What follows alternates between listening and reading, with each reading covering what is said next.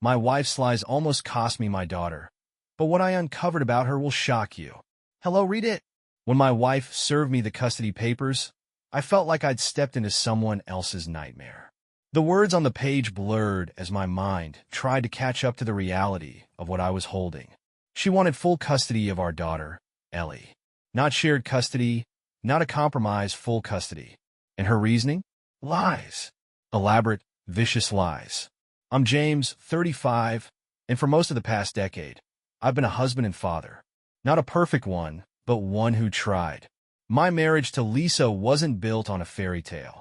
It was built on the cracks of rushed decisions and ignored red flags. But Ellie had been our bright spot, the one thing we did right in the chaos of it all. I'd held on to the belief that, despite our differences and her growing dependence on alcohol, we could somehow remain a family. That belief shattered the moment I realized Lisa was willing to burn everything to the ground to get what she wanted.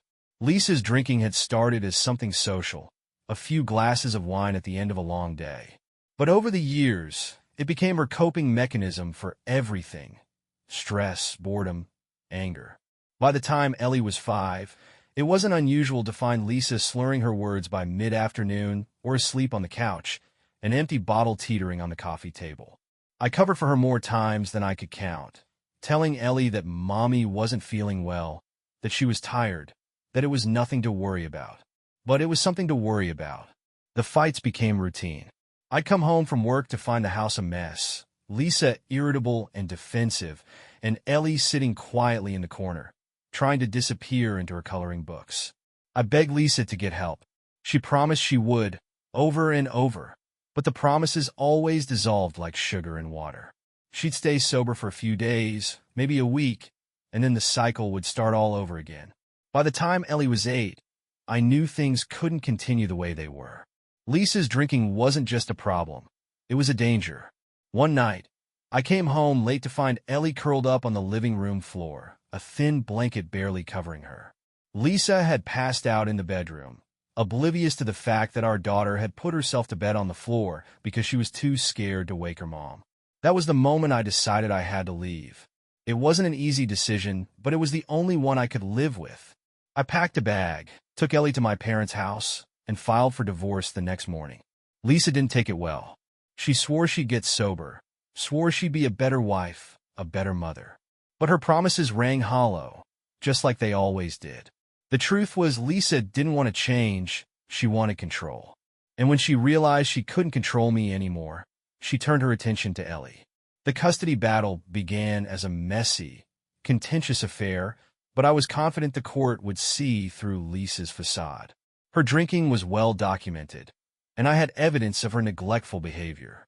I thought the truth would be enough to protect Ellie. I was wrong.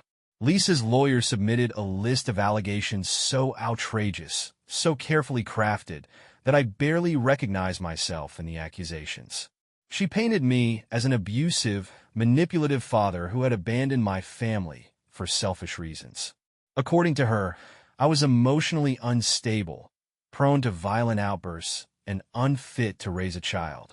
She even claimed I had endangered Ellie by leaving her alone for hours at a time. A complete fabrication. Reading those accusations felt like being gutted with a dull knife. I couldn't believe Lisa, the woman I had once loved, the mother of my child, was capable of such malice.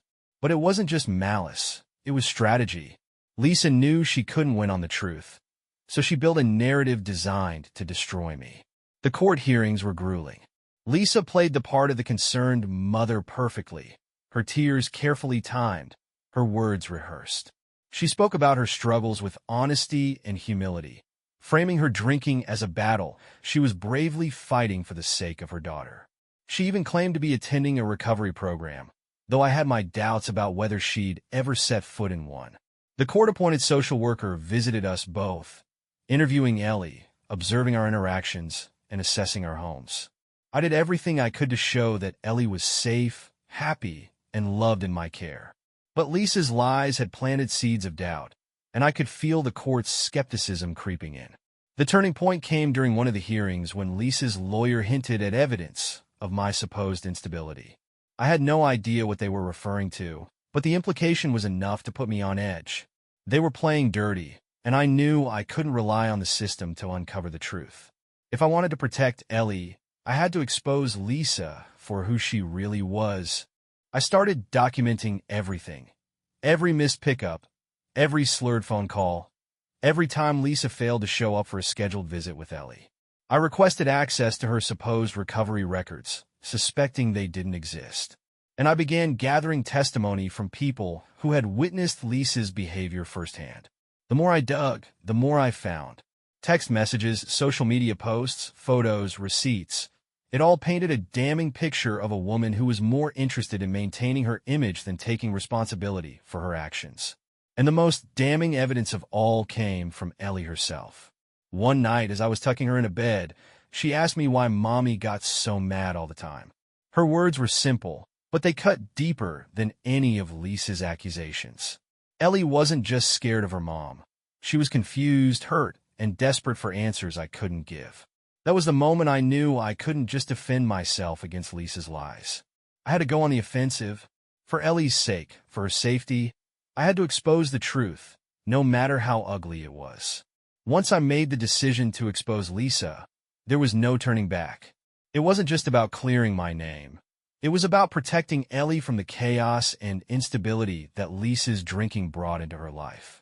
I couldn't afford to lose this fight, and I wouldn't let Lisa manipulate the system to get what she wanted. I started with a paper trail. Lisa's social media accounts were a goldmine of evidence, filled with photos and posts that contradicted the image she was trying to portray in court. While she claimed to be focused on recovery and parenting, her posts told a different story. Nights out at bars, wine-soaked brunches with friends, and a pattern of behavior that was anything but responsible. It wasn't just the photos, it was the timestamps. Many of her posts coincided with times she was supposed to be with Ellie, proving she had prioritized drinking and partying over her responsibilities as a mother. I printed everything, organizing the screenshots into a file I would later hand to my lawyer. Next, I turned to people who had witnessed Lisa's behavior firsthand. Neighbors who had seen her stumble home late at night. Parents from Ellie's school who had noticed her erratic behavior at pickup and drop-off. Even a friend of hers who confided in me about an incident where Lisa had passed out at a social gathering. Slowly but surely, I began building a case that would counter Lisa's lies with cold, hard facts. Ellie's teachers were another source of insight. One of her elementary school teachers had noticed Ellie coming to school tired and withdrawn on mornings after she had spent time with Lisa. While the teacher had never felt it was her place to interfere, she agreed to provide a statement about Ellie's behavior during those times. It wasn't a direct accusation, but it painted a picture of the environment Ellie was being exposed to. Lisa's alleged attendance at a recovery program turned out to be the weakest link in her story. My lawyer requested documentation, and after some delay, Lisa's lawyer produced a letter from a supposed counselor. But the letter was vague and signed and riddled with inconsistencies. It was clear that Lisa's recovery claim was either fabricated or exaggerated, and my lawyer wasted no time pointing that out during the next hearing. Despite the mounting evidence against her, Lisa didn't back down. In fact, she doubled down on her accusations, portraying me as controlling and vindictive. She painted a picture of a man desperate to destroy her reputation, using Ellie as a pawn in his vendetta. It was a clever tactic, designed to shift the court's focus away from her shortcomings and onto my supposed motives. The most difficult part of the process was shielding Ellie from the storm brewing around her.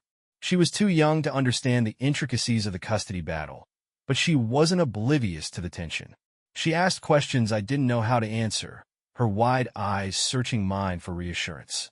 I told her the only thing I could, that I loved her, that I would always be there for her, and that everything I was doing was to keep her safe. Ellie's words stuck with me during the most grueling days of the battle. She didn't know it, but she was my anchor, the reason I kept pushing forward even when the stress felt unbearable. Then came the day that changed everything. Lisa had scheduled a weekend with Ellie, part of the temporary arrangement ordered by the court while the custody case was ongoing. I dropped Ellie off at Lisa's apartment, lingering in the hallway longer than I should have, my stomach tight with unease. Lisa seemed unusually cheerful, her movements too quick, her voice slightly slurred. It was a familiar pattern, one I had seen too many times before. The next morning, I received a call from one of Lisa's neighbors. She had found Ellie sitting in the hallway outside the apartment, clutching her backpack and looking scared. Lisa had passed out inside, and Ellie, unable to wake her, had gone to the neighbor for help. My hands trembled as I drove to pick up Ellie, anger and fear twisting inside me. When I arrived, Ellie ran into my arms, her small frame shaking as she held onto me. The neighbor apologized profusely, explaining that she hadn't wanted to interfere but couldn't ignore the situation. That incident became the turning point in the custody battle. The neighbor's account, combined with my growing collection of evidence, painted a damning picture of Lisa's inability to provide a safe and stable environment for Ellie. My lawyer wasted no time presenting the information to the court, arguing that Lisa's behavior was not just negligent but dangerous. Lisa, for her part, tried to spin the incident as a one-time mistake, a momentary lapse in judgment. She cried on the stand, her voice breaking as she begged the court to believe that she was a good mother who had simply made a mistake. But her tears couldn't erase the pattern of behavior I had documented, or the fact that Ellie had been put in harm's way. The final hearing was both exhausting and cathartic. I sat in the courtroom, my heart pounding as my lawyer presented the case we had built piece by piece. The judge listened carefully, their expression unreadable as the evidence against Lisa mounted. When it was Lisa's turn to speak, her composure cracked. She lashed out at me, accusing me of sabotaging her and turning Ellie against her. Her words were desperate, scattered, and lacked the polish of her earlier performances. For the first time, the court saw the cracks in the facade she had worked so hard to maintain. I watched as the judge weighed the evidence, their decision looming like a storm cloud over the room. I didn't know what the outcome would be, but I knew I had done everything I could to protect Ellie. As the judge began to speak, their words carrying the weight of months of uncertainty, I held my breath. The judge's decision came down like the strike of a gavel in my heart. As their words filled the courtroom, I clutched the edge of the table, my knuckles white from the pressure. Partial custody. That was the verdict.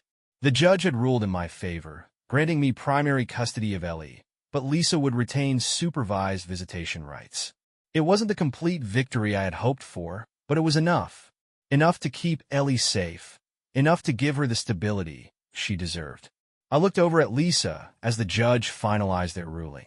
Her face was a mask of carefully crafted outrage and disbelief, but I could see the cracks in her composure. She had lost the control she craved, and it was eating away at her. After the hearing, I gathered Ellie in my arms, holding her tight as relief washed over me. She didn't fully understand what had happened, but she sensed the change. For the first time in months, I felt like I could breathe again.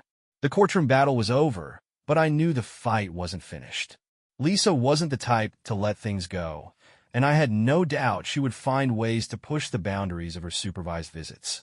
The next few weeks were a strange mix of relief and unease. I focused on rebuilding a sense of normalcy for Ellie, establishing routines that made her feel secure.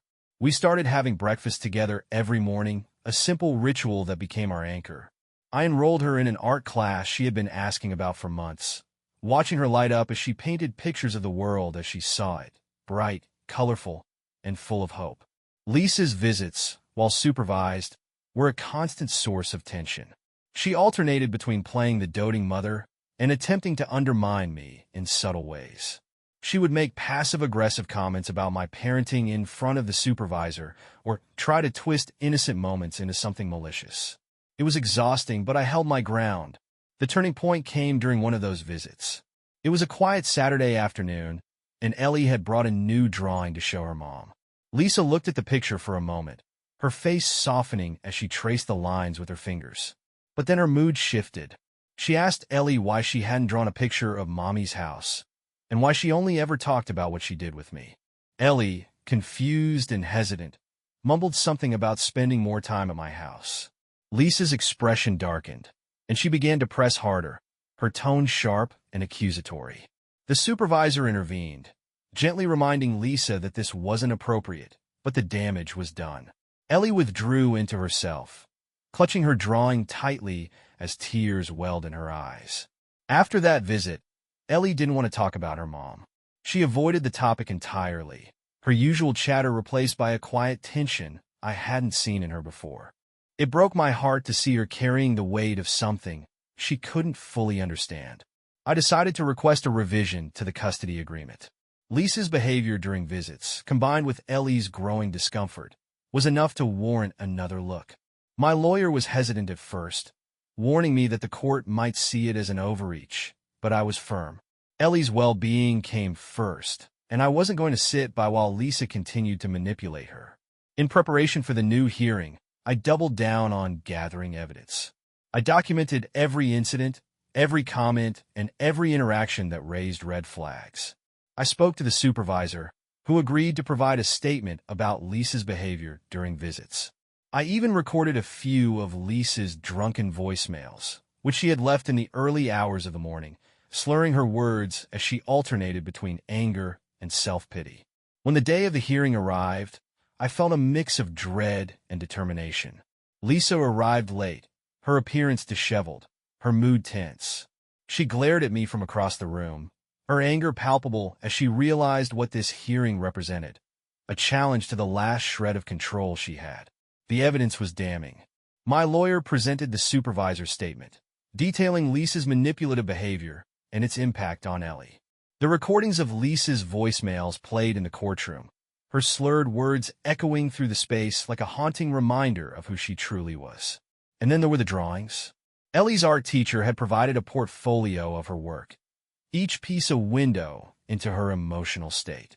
The bright, colorful paintings from her time with me contrasted starkly with the darker, more chaotic pieces she had created after visits with Lisa. It was subtle but undeniable, a visual representation of the emotional toll the visits were taking on her. Lisa tried to defend herself, but her arguments were weak, her composure unraveling with each passing minute. When it was her turn to speak, she lashed out at me, accusing me of turning Ellie against her and manipulating the situation to make her look bad. But her words lacked the calculated precision they had once carried. She was flailing, grasping at straws in a desperate attempt to regain control. By the end of the hearing, the judge had seen enough. They ruled in my favor, granting me sole custody of Ellie and suspending Lisa's visitation rights until she could provide proof of sustained sobriety and participation in a legitimate recovery program. It wasn't just a victory, it was a lifeline. As we left the courtroom, I felt an overwhelming sense of relief. The weight I had been carrying for months was finally lifted, and for the first time I felt like Ellie and I could truly move forward. That evening, as I tucked Ellie into bed, she looked up at me with a small smile and said, "I'm glad we're safe, Daddy." Her words were simple, but they meant everything. I knew the road ahead wouldn't be easy. Lisa's battles with her demons weren't over, and there was always the possibility that she would resurface, bringing chaos with her. But for now, we had peace. For now, Ellie was safe, and that was all that mattered. After the court granted me sole custody of Ellie, life began to settle into something resembling normalcy, though normal wasn't a word that felt comfortable anymore. The months of turmoil had left their mark, and while the absence of constant conflict was a relief, the weight of everything that had happened lingered like a shadow. Ellie, however, blossomed in a newfound calm.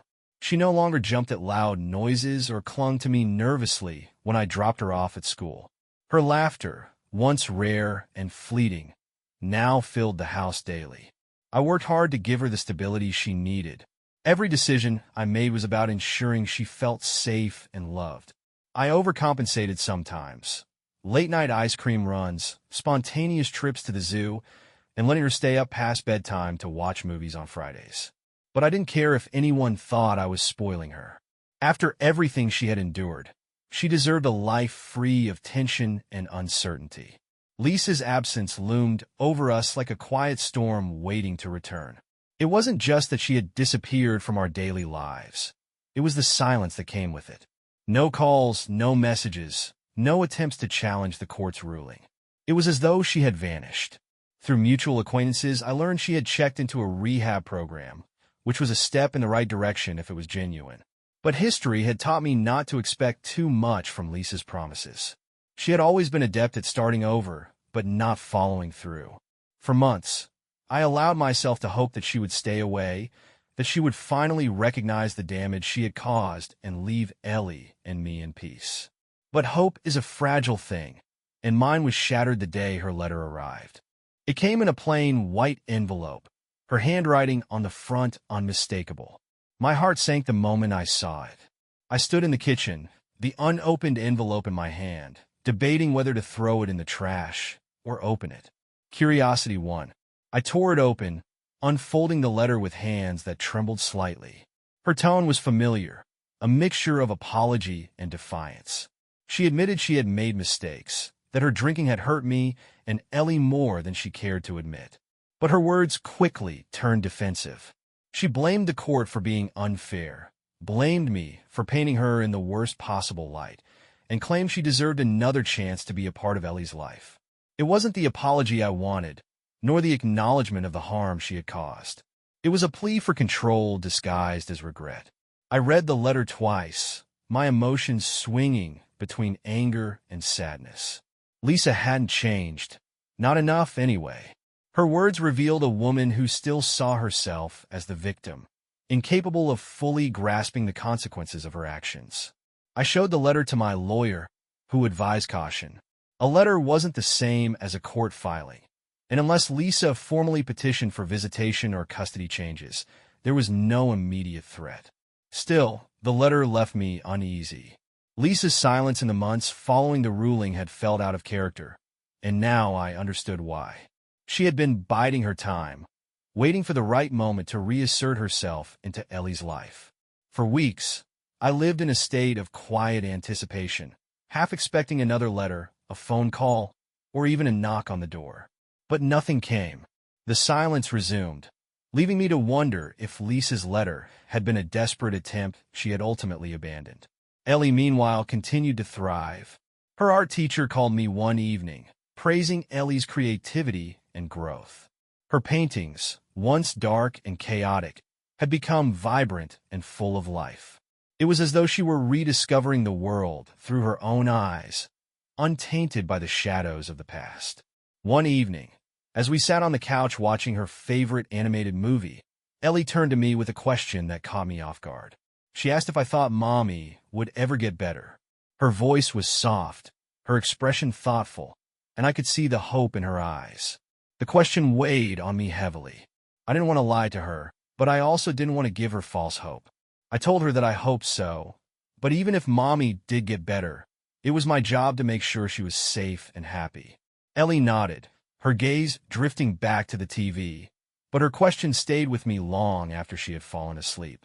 Ellie's hope for her mom was innocent, untainted by the complexities of addiction and manipulation. But I knew better. Lisa's recovery, if genuine, didn't erase the years of damage she had caused or the pain she had inflicted. And while I wanted to believe she could change, I couldn't ignore the pattern of broken promises and half-hearted attempts that had defined her past. Months turned into a year, and Lisa's silence persisted. I learned through a mutual acquaintance that she was still in rehab, attending meetings and focusing on her sobriety. It was more effort than she had ever made before, but it didn't erase my fears. Sobriety was only part of the battle. The rest was about accountability and rebuilding trust, and I wasn't convinced Lisa was ready for that. Despite the lingering unease, life moved forward. Ellie started third grade, her confidence growing with each new milestone. We developed new traditions, pancake breakfasts on Saturdays, camping trips in the summer, and family game nights that ended in fits of laughter. Our life wasn't perfect, but it was ours, and for the first time in a long time, it felt whole. And yet, in the quiet moments, I couldn't help but wonder if Lisa would return. Her letter had been a warning, a reminder that she wasn't done trying to insert herself into our lives. I prepared myself for the possibility, knowing that the fight to protect Ellie might not be over. For now, though, the silence was enough. Ellie was safe, happy, and thriving, and I was determined to keep it that way. The day Lisa reappeared in our lives wasn't dramatic. There was no grand confrontation, no heated phone call, or surprise knock at the door. It began with another letter, delivered in the same plain envelope with her handwriting scrawled across the front. This time, it wasn't a plea or a veiled accusation. It was a formal notice. Lisa was petitioning the court for supervised visitation rights with Ellie. The letter didn't surprise me, but it still sent a chill down my spine. Over the past year, I had prepared myself for this moment, knowing it was only a matter of time before Lisa tried to reassert her presence. She claimed in her petition that she had been sober for over a year, had completed a rehab program, and was attending regular therapy sessions.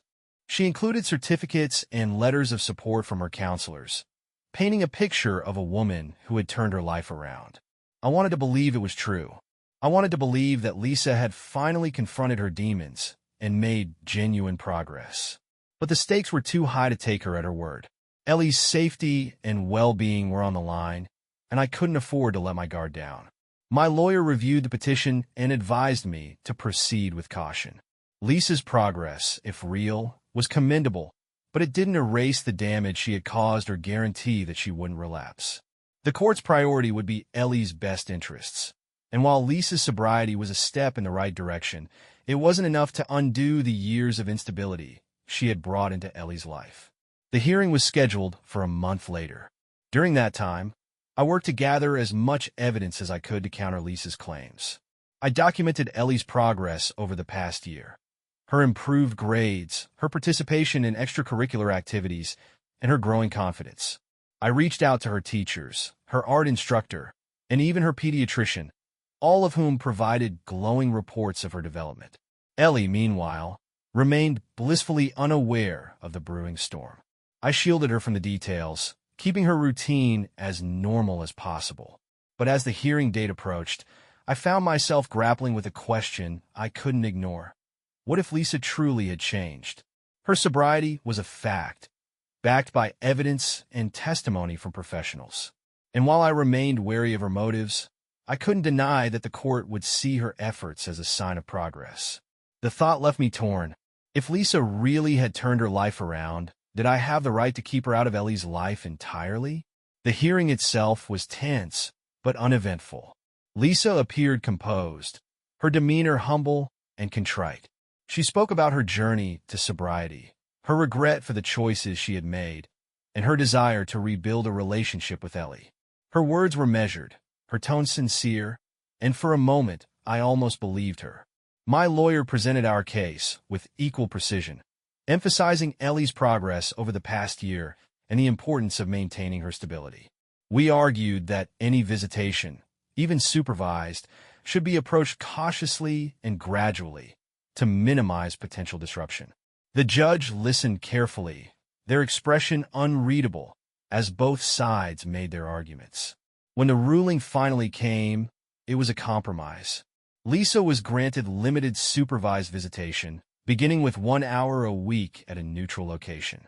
The visits would be monitored by a court-appointed supervisor, with a review scheduled 6 months later to assess whether the arrangement should continue or be adjusted. I left the courtroom with mixed emotions. On one hand, the restrictions were a relief. Lisa's access to Ellie would be limited and carefully controlled, giving me some reassurance that Ellie's safety wouldn't be compromised. On the other hand, the door had been opened, and I couldn't shake the fear that Lisa might find a way to push it further. Ellie's first visit with Lisa was arranged at a local family center. I drove her there, my stomach tight with anxiety, as we pulled into the parking lot. Ellie seemed curious, but not overly excited. She hadn't seen her mom in over a year, and while I had done my best to answer her occasional questions about Lisa, I had kept the explanations vague. The visit itself went smoothly. The supervisor later reported that Lisa had been calm and attentive, engaging with Ellie in a way that seemed genuine. Ellie, for her part, was polite but reserved, responding to Lisa's questions with short answers and focusing more on the toys in the playroom than on her mom. As the weeks went by, the visits continued without incident. Lisa maintained her sobriety and adhered to the court's guidelines, but Ellie remained distant. She didn't seem distressed by the visits, but she didn't seem particularly eager for them, either. When I asked her how she felt about seeing her mom, she would shrug and change the subject. It was clear that Lisa was trying, but rebuilding trust wasn't something that could happen overnight. Ellie had spent years learning to associate her mom with chaos and uncertainty, and those memories couldn't be erased with a few supervised visits. 6 months later, the court reviewed the arrangement. Lisa requested extended visitation, arguing that her progress warranted more time with Ellie. My lawyer pushed back, citing Ellie's lack of enthusiasm for the visits and the need for further stability. The judge ultimately ruled to maintain the status quo, allowing the visits to continue under the same conditions. For me, the decision was a reminder that this battle wasn't over. Lisa's progress, while commendable, didn't erase the years of pain and instability she had caused. But it also wasn't something I could ignore. As I watched Ellie grow and thrive, I remained vigilant, knowing that my role as her protector wasn't just about shielding her from harm, but also about making choices that supported her well-being. Lisa's presence in her life, however limited, was a part of that equation, one I would navigate carefully, step by step. The road ahead wasn't clear, but one thing was certain. I would do whatever it took to ensure Ellie's happiness and safety. She was my world, my reason for fighting, and no matter what challenges lay ahead, I wouldn't let her down.